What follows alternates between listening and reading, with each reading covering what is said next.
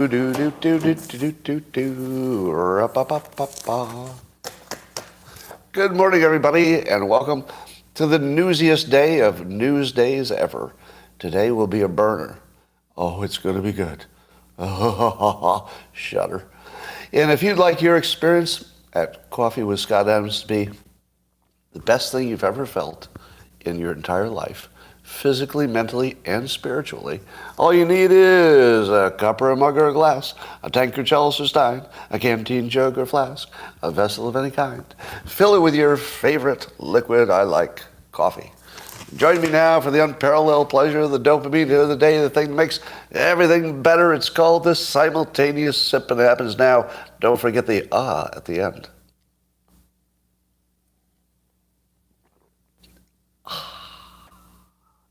That's the kind of day it's going to be. Well, how much do I love being right?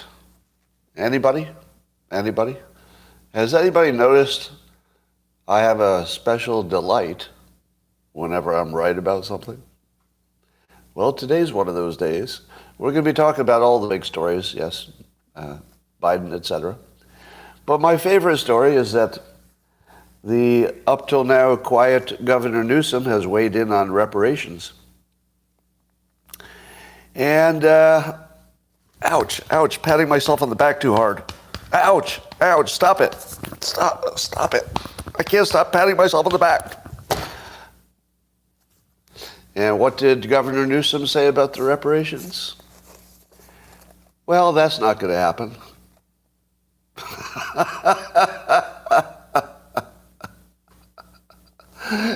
Talk about calling your shot before you hit it. I think I called this one pretty far in advance. Yeah. And he's such a weasel, but he's good at it. I guess, I'm kind of complimenting him and insulting him at the same time. So he comes up with this bullshit explanation that this is my favorite line. Well, reparations is about more than cash payments. Oh, is that what's going on? So the entire conversation that's almost exclusively about cash payments, it's not so much about the cash payments. It's about the ongoing struggle against systemic racism, which they're doing great. It's about their continuous striving for equity, which is ongoing and doing great. They're going to do more on that. They're going to do more. And so, do we need to talk about the cash payments? When reparations is about so much more. We don't want to get all caught up in the cash payments part when it's such a big topic and we're doing so well on it. So how do you think that's going to go over? Do you think Newsom won over the black community? I think the best way for Trump to play this topic is to say that Newsom was always pranking them, that he was never serious, and he was just yanking them along, and he was lying to black Americans like all Democrats. Let me say it again. Has anybody mentioned that it's the Democrats that are fucking lying to the black people all the time? And it's only the Republicans, or in my case, I'm a recent Democrat. I joined them when they accused me of being a racist. I said to myself, it's only the Democrats who are accusing me of being a racist. Republicans don't even see it at all. I think I'll join the Democrats, because I think they need more racists in their ranks. Kind of tells the story cleanly. So I joined them. But am I wrong that Republicans, and in my own little way, are just a few people telling the truth to black Americans? The truth was there was never going to be any reparations. I was trying to tell the truth from the start, that there couldn't be any way to do it. It wasn't a practical way to do it. And it didn't make any difference. All right, well, I heard some of the most interesting arguments, which is, honestly, it angers me to see how abused black Americans have been in this process. It's really ugly, right? So separate from, whatever abuses historically have been heaped on black Americans, on top of that, we're just lying to them and treating them like idiots at this point. The Democrats are. The Democrats are treating them like idiots. And the Republicans are trying to help. But there's just so much you can do, right? There's a limit to how much you can do. But here's an argument for reparations. Black Americans were denied, various rights. There was redlining, there was slavery, systemic racism, and so there were many bad things that happened to black people in the past. Therefore, there should be reparations. Did you catch the argument? Let me say the argument again, because this is the argument that was presented to me. There are various number of bad things that the country did to black Americans throughout history, and we all agree on those. Factually, I think we're all on the same page. From redlining to slavery to systemic racism, all true. All true.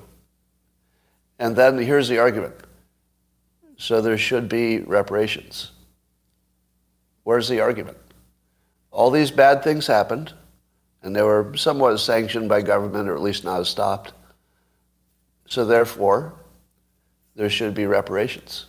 Do you catch the argument? There is none. I substituted the word should where you expected an argument. Should is not an argument. That's not an argument. It's not a legal standard. It's not logic. It doesn't follow from the facts.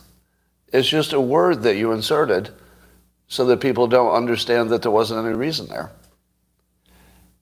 Do you understand that bad things have happened to people all through history, right? Like lots and lots of bad things. We're not talking about giving them reparations. Do you know why? Because there's no argument for it. There's no argument for it. The fact that the country did bad things to people in the past is more like a set of facts. A set of facts is not an argument. You have to connect the dots. So here's what an argument would look like. So this is not the argument, but it's what one would look like. Bad things happened. We have let's say we have a standard in this country that we like, because it defines who we are, in which we try to compensate for bad things that happened. And this is so much like other bad things that have happened, the precedent is set, and we think that if we correct it, society will function better. In other words, we'll all get along better. And our national disgrace, the what do they call it, the original sin of slavery, will be not taken away, but at least you can do a little bit about it. Now that would be close to an argument, right? I'm not saying you would agree with it or disagree with it, but that's what an argument would look like. You'd say what you want, and then you would connect what you want with how that makes the system stronger, or it rights an injustice or something. But the word should doesn't do any of those things. Bad things happen, therefore you should give me money. That's not an argument. But that is the argument that we're given. And so here's my counter-argument to that. You don't think women were abused also for 100,000 years? I mean, women only got the right to vote. To vote. And how long ago was it that women got the right to vote? It wasn't that long ago. Could women even own anything? Yeah, didn't we have a lot of history where women literally couldn't even own anything? So let me give you an example from my own lifetime. Right. So my grandfather owned a farm, and when he died, he left the farm to his oldest son, and that was it. He had 2 daughters, nothing, except odds and ends. But one of them got his entire farm, which was worth a fortune, because he was the oldest son. He didn't leave it to his wife. Did you hear that? He didn't leave his fortune, his farm, to his wife. He left it to his oldest son, because that's just the way it was done. Now, you don't think women have an argument for reparations? It would be an easy argument. If the argument is bad things happen, therefore you should, with the word should, standing in for an actual argument, give me money. Is there anybody else who can make that argument? How about the white Northerners who fought in the Civil War to end slavery, among other things? Do you think the white Northerners who never had any slaves, didn't get any money from it, and then lost their lives, are they better off or worse off than the descendants of slaves? Let's see, one is dead, fighting for the freedom of other people. And one lived but had a really bad situation, but now their children are in a better situation. Not ideal, but better. And so here's the problem with should. You can put the word should between any two set of facts and act like you made an argument. But the world is full of people who have been abused by the government. The government has been abusing people forever. What about the draft? If you got drafted for the Vietnam War, which was bullshit, do you have reason for reparations? I would say so. I would say so, if you want to use should. Yeah, people were drafted into the military and then were killed or wounded, so therefore they should get reparations, right? You can't make a should argument. If should is requirement, you don't have any argument. All right, well, I know you want to talk about the Biden crime family. So I guess that the press conference is probably still going live. Some of you are watching that. And here's what I was expecting. I was expecting that Comer and the Republicans did not have the goods. What were you expecting? I was expecting it would be a weak case that maybe sounded good at first, but as soon as you got under the hood, you'd find out it was vaporware and there was nothing there. And it was kind of like the walls are closing in on Trump kind of thing. Oh, the walls are closing in on Hunter finally. So I thought there would be nothing there. Now, I'll give you my first impression, which is subject to change. Because what's definitely going to happen is that the Democrats are going to mount a defense, right? So there'll be the news will form ranks around Biden, and they'll create this cushion of information and misinformation, of course, which will try to protect him. So we haven't seen the protective field form yet. We've seen one indication of it, which reminds me of Tucker Carlson. I just saw, what case was it for? I think it might have been related to this, that one of the Biden people said that Republicans must be working for China. Yeah, they're working for the benefit of China. And I thought to myself, there it is. There's your confession. As Tucker has pointed out, the Democrats always accuse you of specifically what they're guilty of. Not even generally, but specifically what they're guilty of, which is taking money from China. And apparently that's one of the accusations that got surfaced today by Comer and his Republican buddies. So now we've got that Tucker confirmation, which is not a legal standard, but it's so predictable that you can't not see it anymore. As soon as they come up with a wild accusation like you're colluding with Russia, they were colluding with Russia.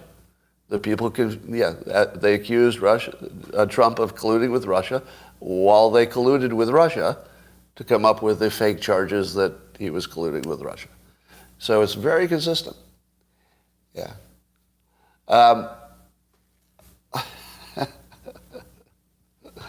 All right. I just saw a real dumbass NPC comment that was sort of a classic. So here's what we know, according to Comer and his buddies. There were, the accusations were just coming out when I signed on. There were 16 to 20 companies, entities that the Bidens were shuffling money through. And The experts are saying that given the velocity of money that went through these companies and the complexity of the setup of who's paying who and where's it going, and money went to 9 different Biden members. And here's the kill shot. I didn't think the Republicans would have a kill shot. I thought they would have a bunch of accusations that would be sort of cloudy and, there'd be a defense. But here's the kill shot. The way the business was set up, the complexity of it, there is no legitimate business that would ever be set up that way. It is set up exactly for corruption. But here's the real kill shot at the bottom of that. There's no business model. There's no business model. In other words, there's no invoice. There's no services presented. There's no product sold. It's just a bunch of old companies where money is going around. It's very obviously a corrupt scheme. Now, whether or not that can ever be proven is independent from the fact that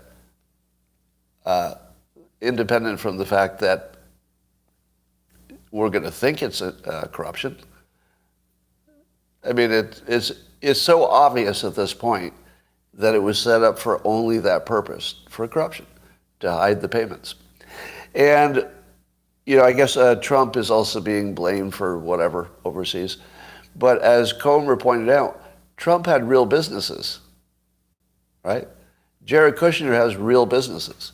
So the Saudis, I think, were investors in one of his funds that he started after he left. That's a real business. You put money into a fund. You hope the fund invests and makes you some more money than you put in, and then it gives you some of the money. Now, you definitely have to wonder about any political business involvement, but at least that's a real business and it's fairly transparent. The fact that we know that Saudi put money in there is all I wanted to know. Yeah, tell me that you know it. Be transparent. I can live with that. And, Jared has an actual track record that suggests he can turn your money into more money. So if I had a chance to invest in his companies, I probably would. Probably would. All right. So here's what else we know about apparently our government already was flagging 170 suspicious financial activities related to Hunter Biden and these Biden shell companies. FBI has been knowing that it looks sketchy for a while. And Comer says there are 2 whistleblowers that will come forward. So now they got whistleblowers, they've got bank records, and they've got experts who know how corruption works, who say, oh yeah, this is classic. And here's the key point. A substantial amount of it happened while Biden was vice president. And they seem to be able to connect some activities around the money flowing and some policies that directly or indirectly were good for the company that paid the money. And it looks like the Biden business model is that they get 30%, or the Hunter does, that he gives to his family members, 30% of whatever deals they were working out there.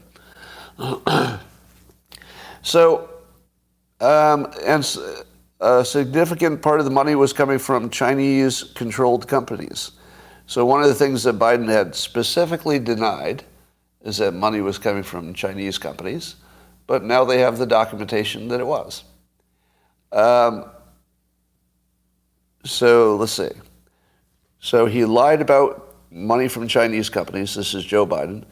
He lied about, he lied about knowing, we assume, because the scope of the operation was so substantial, there isn't really any realistic way that Joe Biden didn't know. Because he was the one providing the service. He was the one meeting the Romanians or having dinner with a business partner or whatever. There isn't any legitimate way he didn't know. Would you agree? Would anybody disagree with that statement? We can say with clarity at this point, he knew. Yeah, we can say that for sure. I think you can also say for sure it was a influence selling operation. Do you think there's any doubt about that at this point? Do you have any doubt that it was an influence selling operation and that it apparently involved China, Romania, Serbia, lots of different companies, 9 different family members? This is clearly a crime organization. The Biden crime family is actually a literal thing.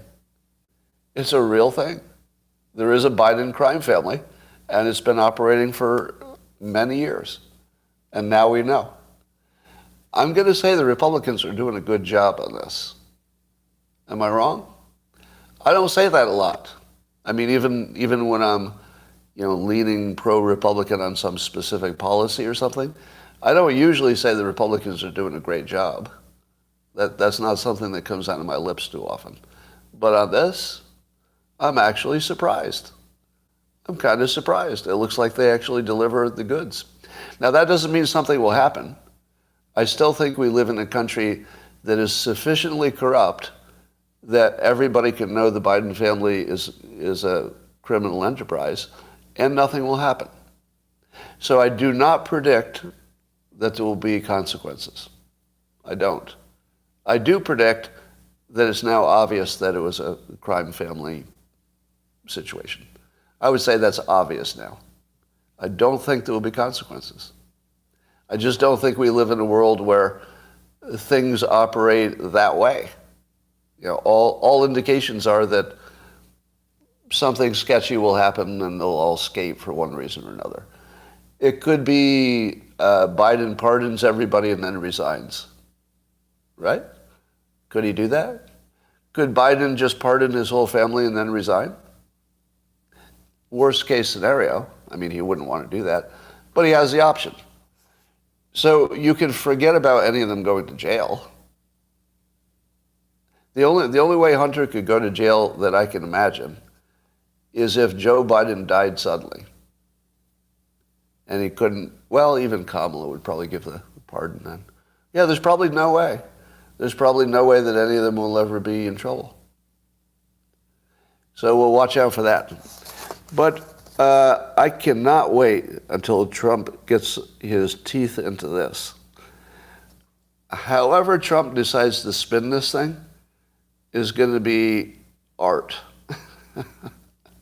Because usually Trump doesn't have that much to work with, right? He's working with rumors and innuendos and hyperbole and maybe he's exaggerating DeSantis's record a little bit, that sort of thing. So he usually has pretty thin things to work with. Even Crooked Hillary was more like rumors than facts. But now the Biden stuff is going to be pretty well documented. What does Trump do with that? That's like you put the biggest steak in the world on his plate and said, "Are you hungry?" Wow. Yeah, I think he's going to devour this. I also think that the odds of RFK Jr. being the next president just went way up. It went way up. You don't think there's some Democrats who are pretty sick of this shit? Oh, yeah. Yeah.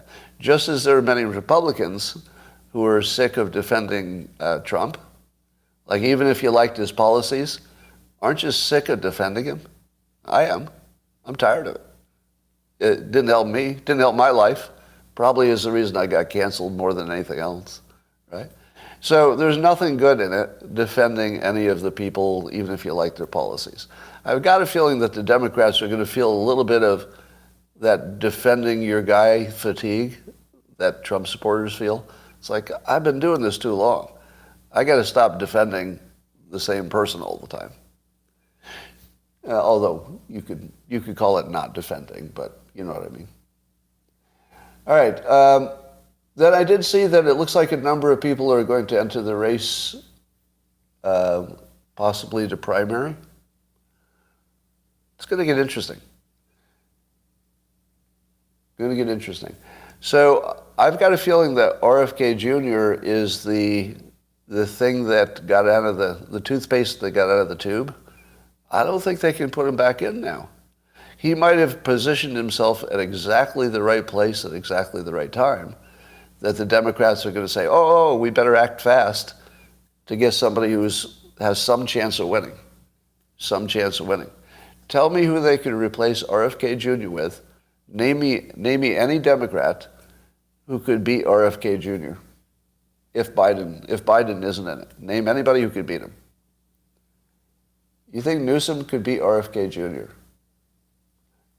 after the reparations thing? Maybe until the reparations thing happened. And now I think he's dead meat. Yeah, I will grant you this truth. Newsom is skilled. Would everybody agree with that? Newsom isn't a regular politician. He's a little extra. Yeah, he's got the politician gene where he can just do the politician stuff really well. Now, I don't think he's been a good operator for the state. I don't think he's made good decisions for the state. But boy, you put a camera on him and he goes into his, Newsom mode. That's pretty good.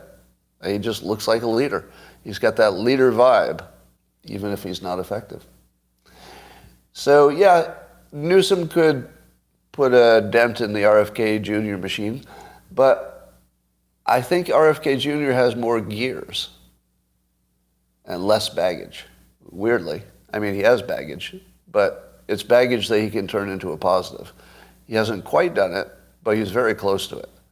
Yeah, the biggest hit on RFK Jr., think about the biggest hits on him. Number one big hit, he used to be a wild, drug-taking philanderer. Is that going to hurt him? He had a wild, drug-taking, philandering life, which he fully admits to, and he's off drugs now. I don't think that hurts him. Sorry, it just makes him relatable. It makes him more of a Kennedy. You would think that maybe he wasn't genetically related unless he was also a philanderer, right? That's so baked into your Kennedy understanding that if he didn't do a little philandering, you'd wonder if, maybe he was not genetically related or something. So I don't think that hurts him at all. And especially if he runs against Trump, nobody's going to think, oh, we don't want the philanderer. I mean, that's not going to be an issue.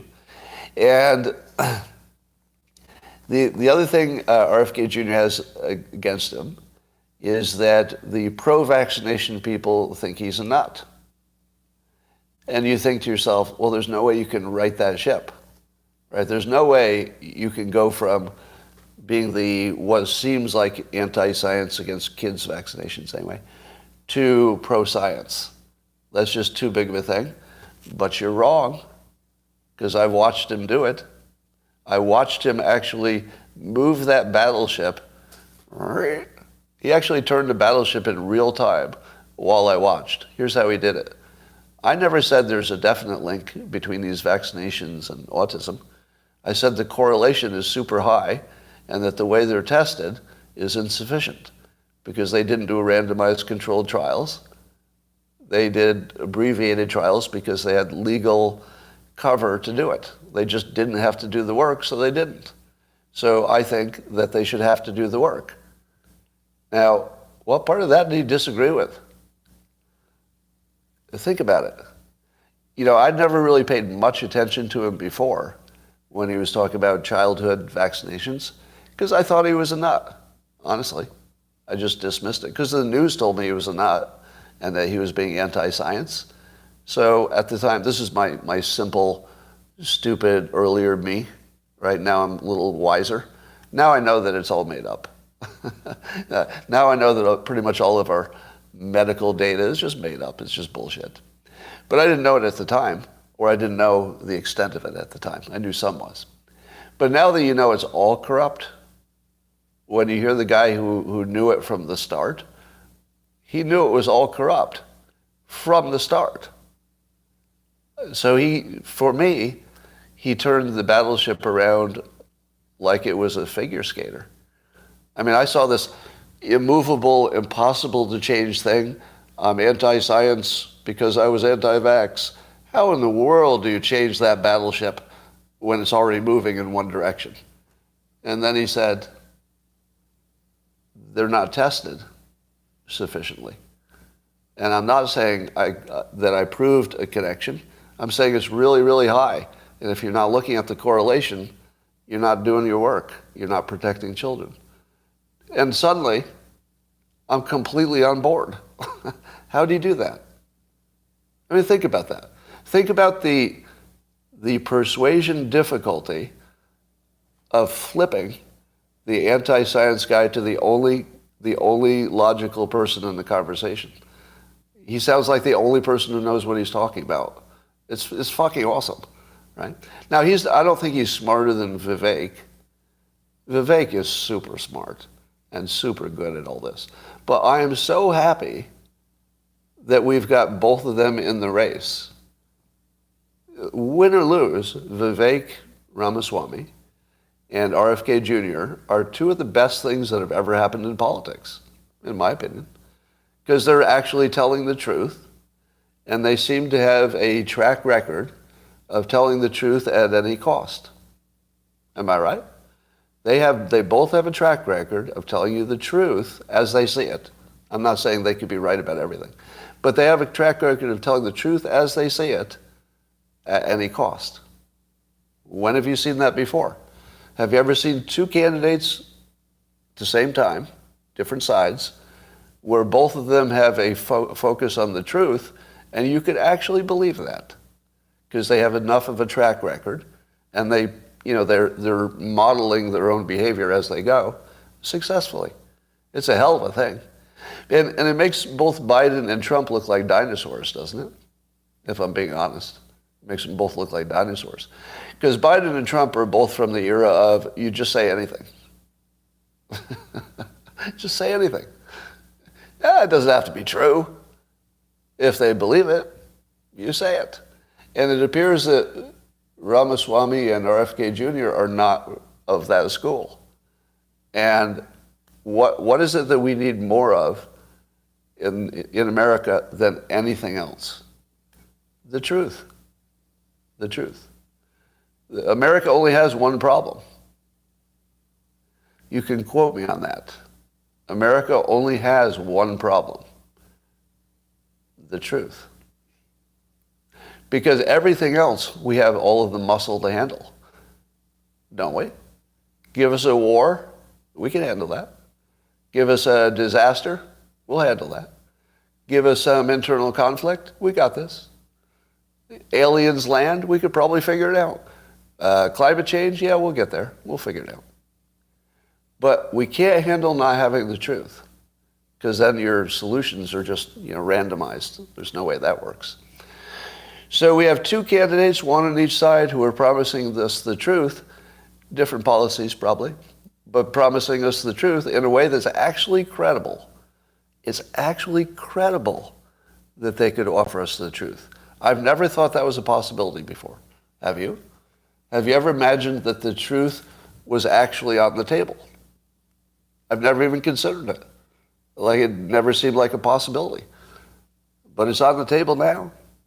And if you don't think that's one of the best things that's ever happened in the history of American politics, I say it is. I say it's one of the most important things in the history of American politics. They have people on both sides arguing for the truth and meaning it for the first time. Now, I love me some Trump. Don't get me wrong. I love Trump personally, like as a person. He's really fun. Yeah, if you ever get a chance to just talk to him for 10 minutes, you're going to walk away with a positive feeling. He's just has a really good. In fact, all the Trumps that I met have that same thing going on. Their personal charisma is just off the chart. It's crazy. And I like a lot of Trump's policies, but like most of you, I don't like being, swept up into the bullshit and the, all the damage that anybody gets into if they're anywhere near the blast zone. So I'd rather not be in the blast zone, and I think that it's time that we look at our older politicians in a different light, as long as we have alternatives, which it seems we do. So I'm still going to be a single issue voter on fentanyl, and we'll see how that shapes up as we go, because the candidates are going to be modifying their opinions a little bit, clarifying, so we'll see how that goes. But I'm going to say good things about all three of those candidates at least, and maybe others. Maybe others. I think there's a lot positive to say about Ramaswamy, RFK Jr., and maybe some others. There might be some others who get in, then I've got some good things to talk about. All right. So I think the Bidens are done. Is it too soon? I think they're done politically. I don't think they're done legally. Like I say, I don't think the legal system has even the ability to take them down. The blast zone, yeah. Yeah, I believe that the Bidens are politically finished. I don't think Joe Biden can win re-election based on the Biden crime family narrative. Because I don't see what they can do about that. To me, they're done. I'm not seeing a lot of agreement or disagreement. I think you're all undecided at this point.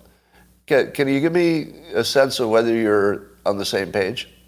So here's my statement. Say agree or don't agree. My statement is that Biden is done politically. He can't win. Agree or disagree? All right. Seeing a lot of agreement, some disagreements. Looks like the agreements outnumber the disagreements by 2-1, maybe.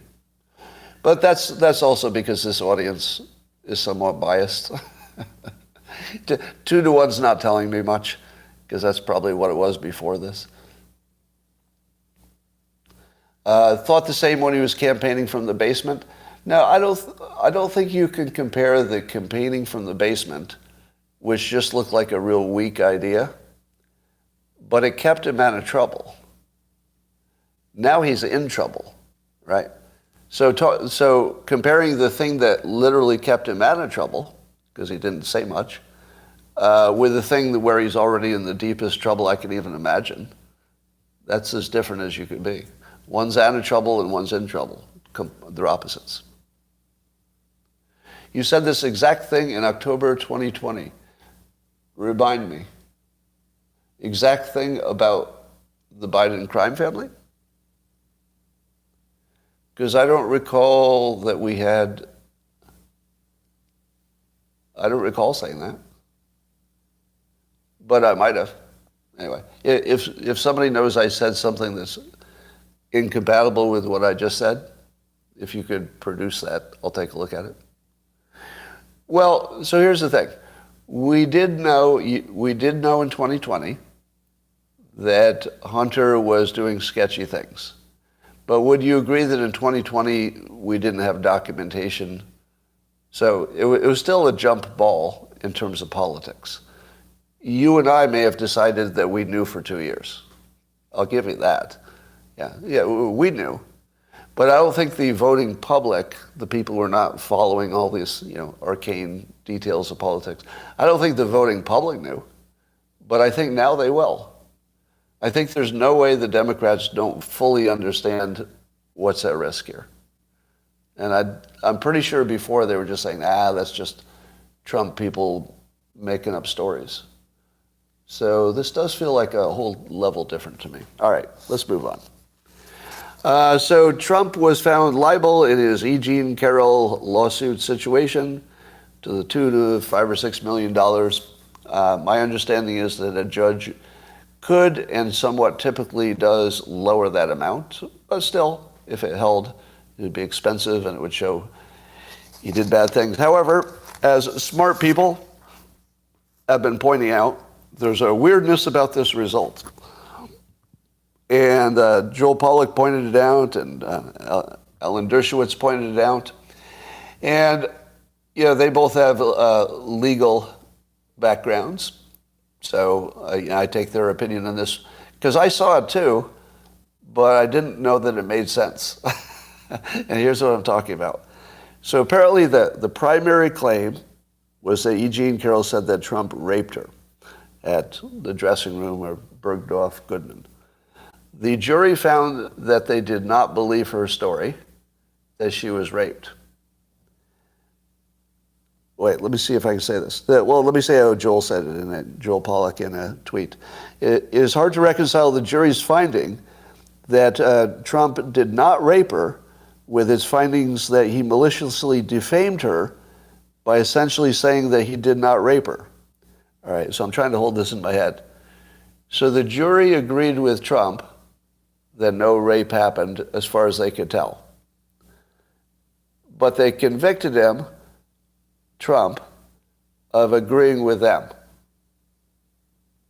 Did I get that right? The jury convicted Trump of agreeing with the jury. Because the jury says the rape didn't happen. Trump says the rape didn't happen. So the jury and Trump agreed, so they convicted him for the thing that they believe he was honest about. They convicted him, not convicted, but he found him liable for lying. Did I get that?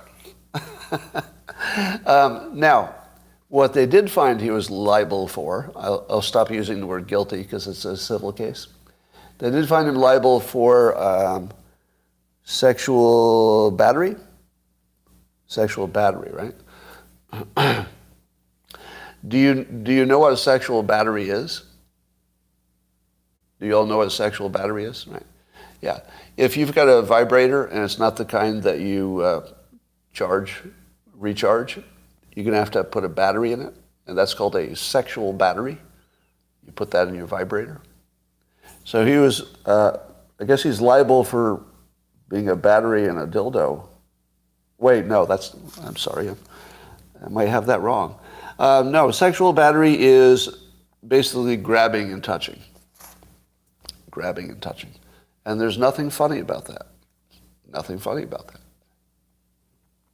I'm admonishing myself. There's nothing funny about that. However,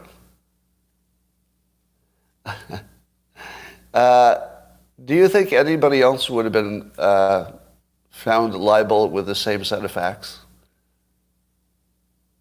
It doesn't feel like it, does it? It doesn't feel like anybody in the world, except Trump, could have gotten 12 jurors to agree with a woman who they thought was lying. Remember, the jury concluded that she was lying, or that they didn't believe her, which is slightly different. That they didn't believe her, and they still found for her. Just hold that in your head. Now, I saw somebody, I won't mention who, say that Trump might have the worst lawyer ever. Because I looked at the facts of this case and I said to myself, I'm not a lawyer, but I have a high confidence I could have won that case, like on the first try. Did anybody else have that same feeling? Like, I'm not a lawyer, but I feel like I could have won that case. It looked like the world's easiest case to win, honestly. Because it was just a he said, she said. Now, it must be that of course we weren't there for the trial, so, our external view is simplified. There may have been a lot more evidence. But apparently the important evidence is that she talked to a friend at the time, or more than one friend. Am I right on that? Is anybody who followed it closely? So the contemporaneous statements tended to be the persuasive ones, right? But how do you know, and let me ask if anybody followed the evidence in that, was there documentation or just memories? Can anybody tell me, is there documentation, like an email or something, or is it only memories? So all it would take is 3 of her friends to hate Trump, and you have everything you need, right? So if she had 3 friends that disliked Trump, but liked her, that's what the jury depended on. Her 3 friends who don't like Trump. Do you think that in the trial, the other women, do you think the other women were asked if they're Trump supporters or Democrats? Do you think any of them are Republicans? Do you think anybody in the trial was a male, MAGA-wearing Republican? Even one? Do you think there's even one? No, of course not. I don't know, but I don't think you could get 12 convictions if one of them had a MAGA hat. Do you? Do you think anybody with a MAGA hat would have voted guilty in this case? And by the way, I'm not saying that he's innocent, just to be clear. I'm saying we don't know. We have no idea. Now, the other thing that seemed like a violation of justice, and I guess this is legal because of the state it's in and the fact that it's a civil case. I don't know the details. But they brought in other accusers from other situations. So they brought in women who said, oh, he did something to me, sexually inappropriate. Completely unrelated to Eugene Carroll's case, except they were, evocative of a type of behavior. Now, if that were a criminal case, that wouldn't be allowed, right? Wouldn't that obviously not be allowed? I thought that was one of the most basic legal standards, that you don't say somebody's probably guilty because they do this sort of thing. Depends on the judge, or is it trend by judges? Yeah, I think it has more to do with the fact that it was a civil case. A criminal case would be a different standard. So I don't know enough about the law to be smart about that. That's what I think is true. So then they played the tape of Trump talking about, the grab him by the, that famous tape. And of course, the context of that was about the women themselves. It's been interpreted to be Trump saying something about his own behavior. It wasn't. I mean, it also was about his behavior. But he was talking about the women volunteering to be touched, or basically instantly surrendering to his celebrity power, which everybody believes is true. Like, anybody who's lived in the real world knows that women do surrender to power fairly quickly. Happens kind of quickly. And they use that as part of their case. To me, this is the most bullshit case I've ever seen in my life, which, again, doesn't say he's innocent.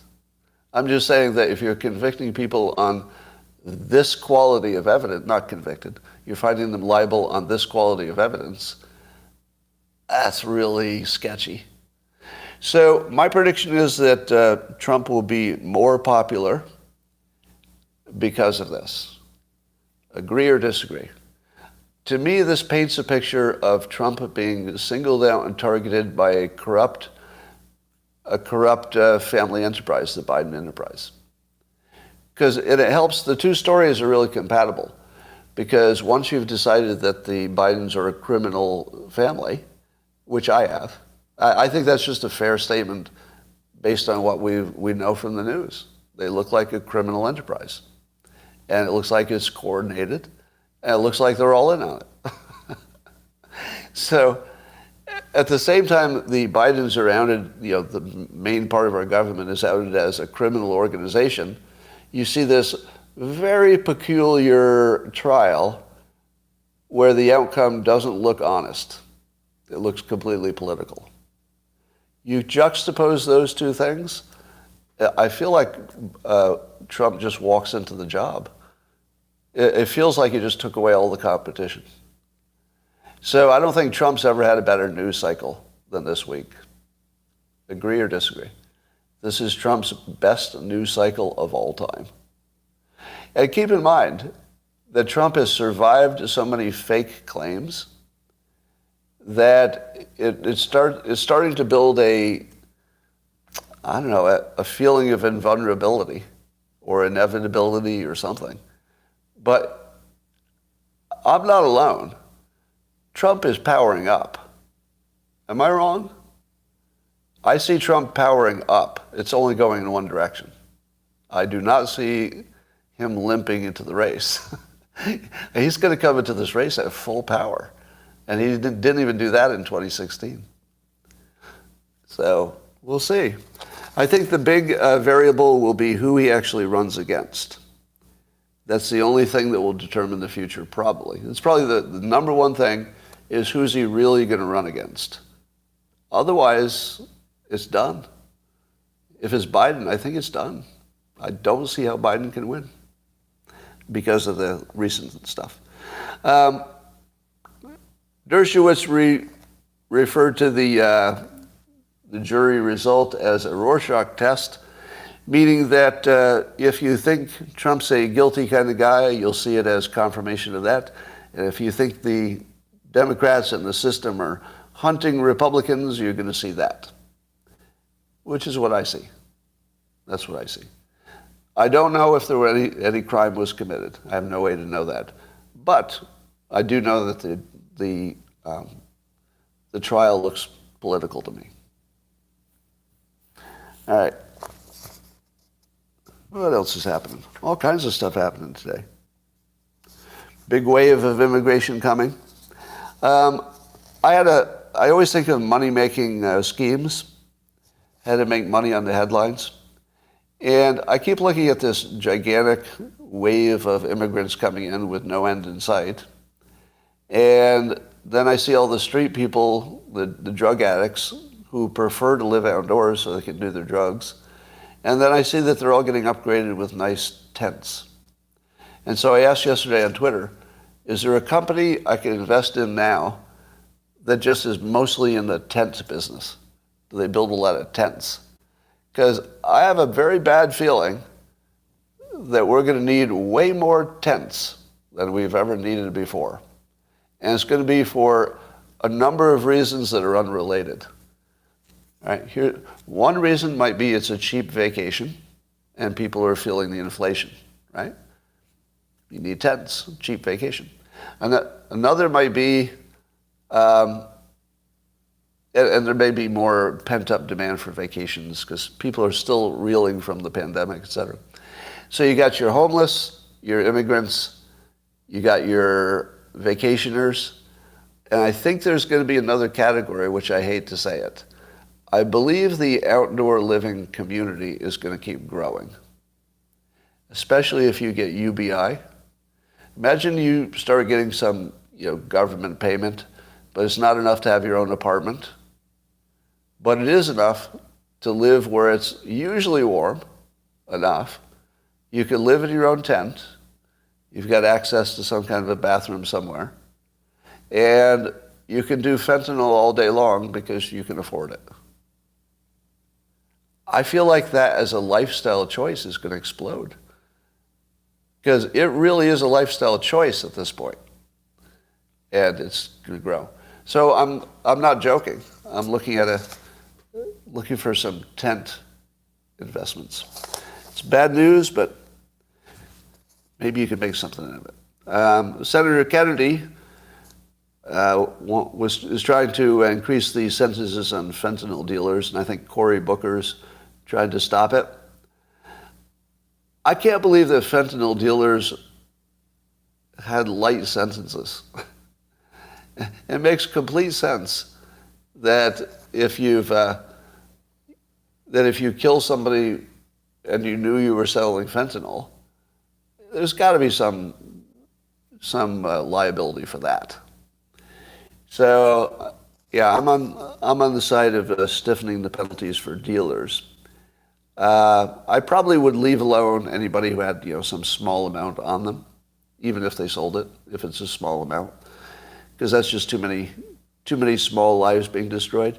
But if somebody's a major dealer above some quantity, it should be the death penalty. Yeah, death penalty.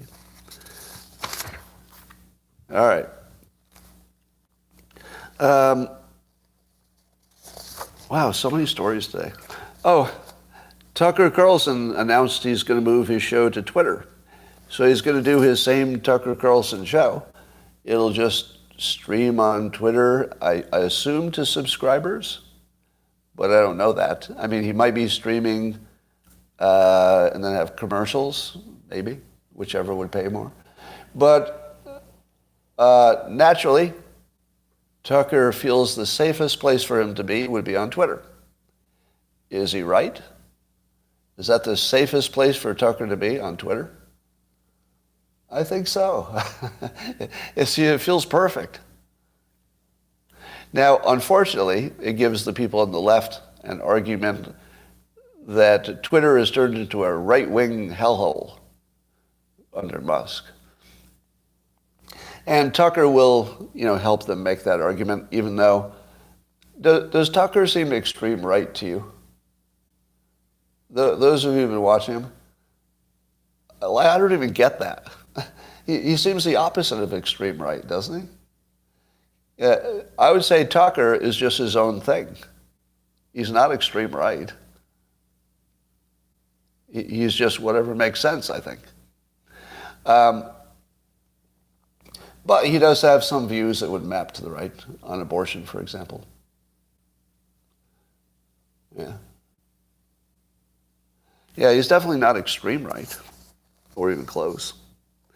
But that's what Stelter and CNN are saying. They call him a right-wing extremist. So CNN just tweets this as if, they're a news organization. And they tweet this as if it's a fact, that he's a right-wing extremist. Does that feel like a fact? Not really. All right. Here's a question I'm going to ask you. I asked people on Locals yesterday. So at the moment, the only place you can see the continued Dilbert cartoon, which I call Dilbert Reborn, it's a spicier, naughtier version that would never be allowed in newspapers. It's not gross. It's just stuff that newspapers wouldn't be comfortable with. So it's, modern trends and stuff. Nothing disgusting. But right now, the only place you can see it is on the Locals platform by subscription. Now, the question is, if I were to put it on a subscription service on Twitter as well, but Locals remained the bigger entity where I do my live streaming and man KUs, and I do Robots Read News and everything else. But would it make sense to have a lower price subscription just for Dilbert on Twitter? And if I did, if I charged $2 to $3 a month, would anybody want to see it on Twitter? Because then there might be some people on Locals who are only there for the Dilbert comic. And then they could just get it cheaper. So for them, it'd be good. The people who are there for the more comprehensive community situation would still get that exactly the same. And then if somebody wanted to see the Dilbert comic, they could see it on Twitter. As long as it's funny, well, you get to decide. And you get to quit after a month if you didn't like it. Now, I know that you would prefer that it be free or 99 cents. So when you ask what people are willing to pay, most of the people are going to lowball you because they don't want you to charge a lot. Oh, I should charge $4.20, somebody says. I should charge $4.20. That'd be funny. Probably not any more Dilbert books for the short term. That might change.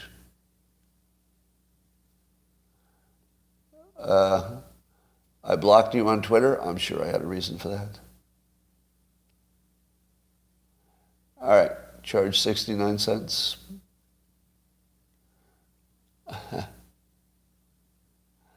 All right. Yeah, maybe I could just test it. There's the best comment. So, one of the things I continuously harp on is that you don't need to make a decision on anything that you can test small. And I could easily test the subscription feature on Twitter. Just see what happens. Just see what happens. All right, my instinct is $2 a month on Twitter for the comic only. The one thing I kind of need to get right before testing it is the price. Because you can't really change the price. Like if you come in too low, you can't really raise it. I suppose you could lower it, but yeah. I think 2 is an amount that would feel like nothing. Am I right? Would $2 a month feel in your brain like nothing? Because that's what I'm shooting for. I want it to feel like nothing. Yeah, okay, good. People are saying it does feel like nothing. All right, I like that. People wouldn't respect $2. Here's a question for me. Are you familiar with aphantasia, and have you written on it? Aphantasia? No. Aphantasia. What's aphantasia?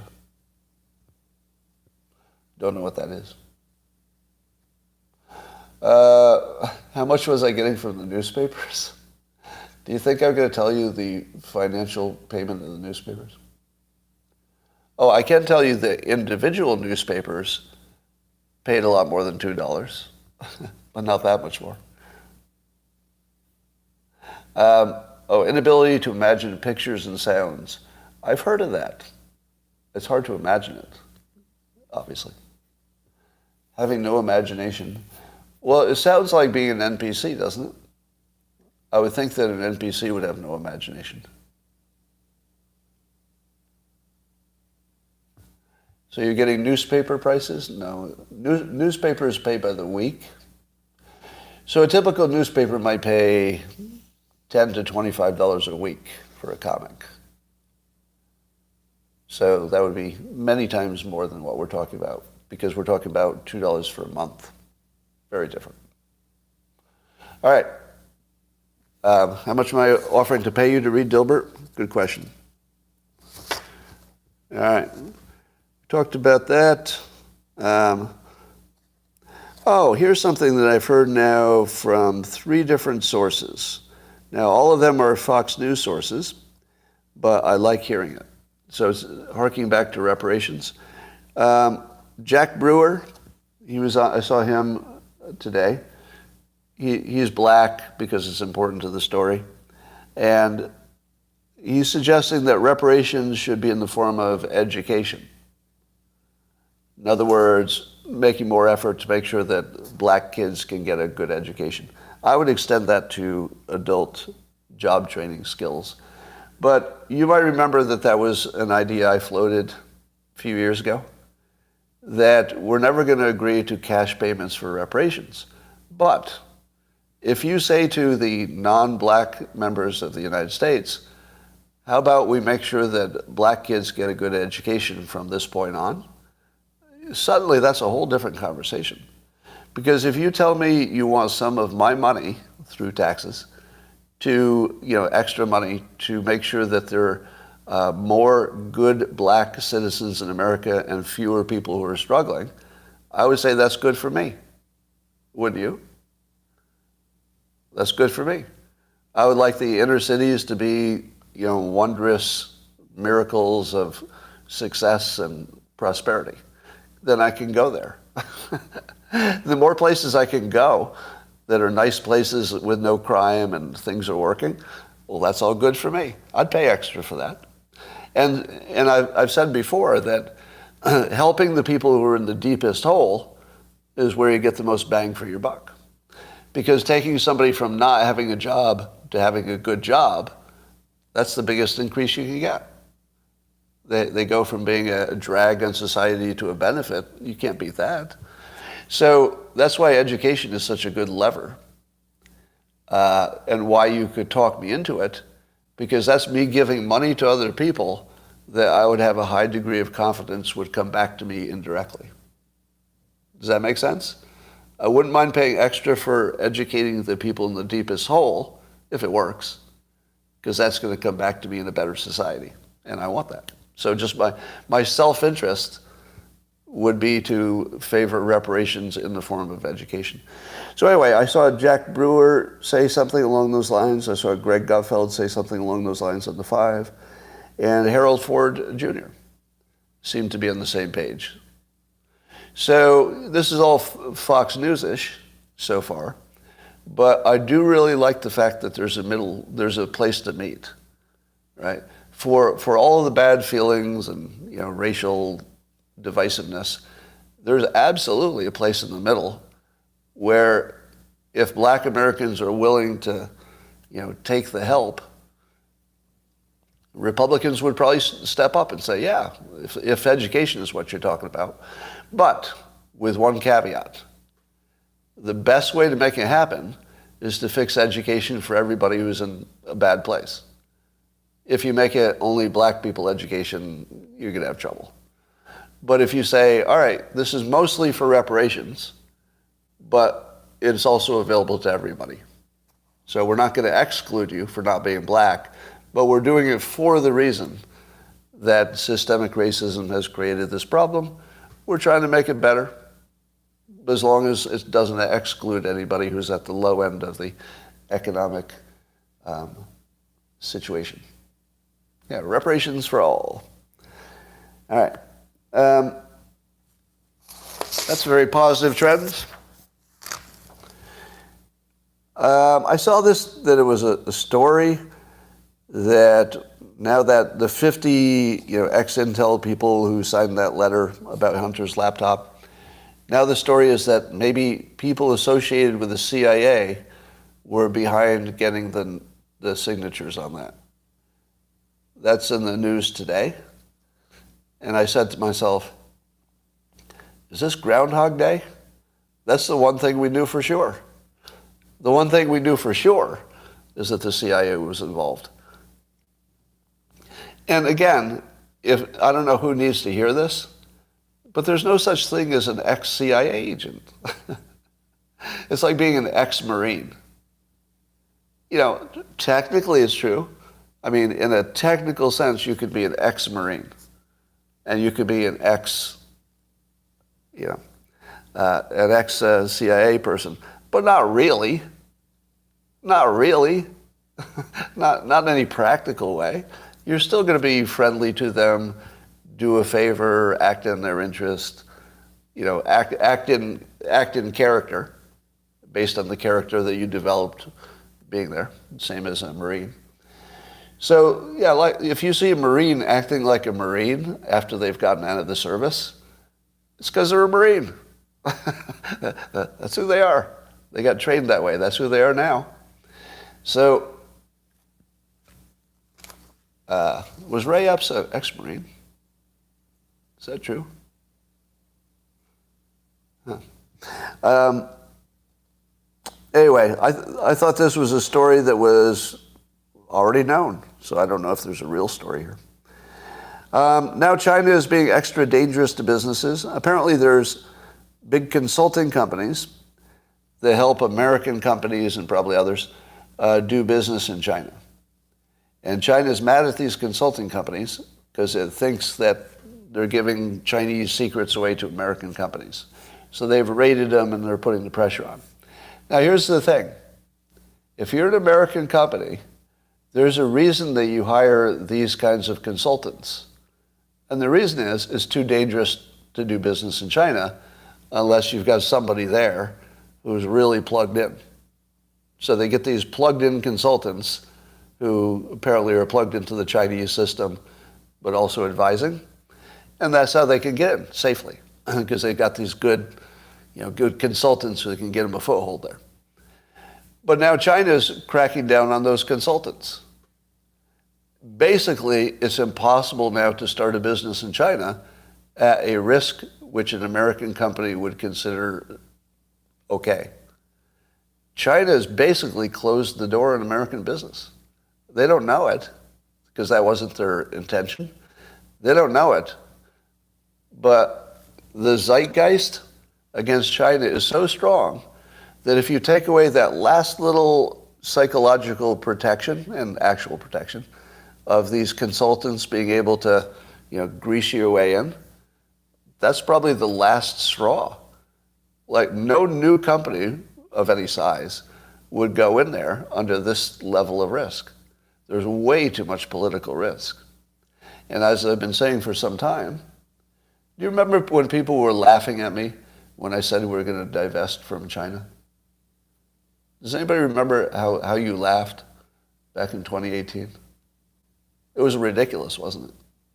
Like, the idea of it was just way beyond the pale. And now the only thing we're talking about is how fast it will happen. Am I right? We're now only talking about how quickly it will happen. It's just a given now. It's going to have to happen. The Get Out of China program. All right, so China's unsafe for business. That, ladies and gentlemen, is all I needed to say today. Probably the best live stream you've ever seen. How effective will be a Tucker-Trump Twitter interview? Well, he's already interviewed him recently. I'm sure he'll do it again. Yeah. Well, China should not have provided fentanyl that killed my stepson. They had it coming. All right. Just looking at your comments, see if I missed anything. How do I rate Comer's persuasion technique? Well, Comer doesn't need much persuasion because Comer, it looks like he found the goods. So if you have the goods, you probably have the goods. So I don't think he needs much technique, but he's not doing anything wrong. So I saw no mistakes. I have wondered why he's the one leading this up. Have you? Have you wondered what made him the choice? Yeah, because he's not a lawyer. There's so many lawyers in government. Wouldn't you naturally, you think it's going to be a Jim Jordan type, just another lawyer? But he's a business person, like a farmer or something. Former banker? I thought he was a former farmer. He was a banker? Comer? Comer was a banker. Oh. Okay. Look at his posse. Who's his posse? Who is Comer's posse? We said a banker this morning. Former banker farmer. Well, he must be pretty clever if he went from farming to banking. Interesting. All right. All right, ladies and gentlemen, that's all. I don't care about George Santos. Israel is being attacked by rockets. That feels like an evergreen story, except that there's a lot of them today. He's a fine-tooth comber. All right. Comer declared former banker farmer. Instead of paying coyotes. Yeah, the religion war is pretty spooky, isn't it? All right, that's all I got for now. YouTube, thanks for joining. I'll see you tomorrow. Best live stream.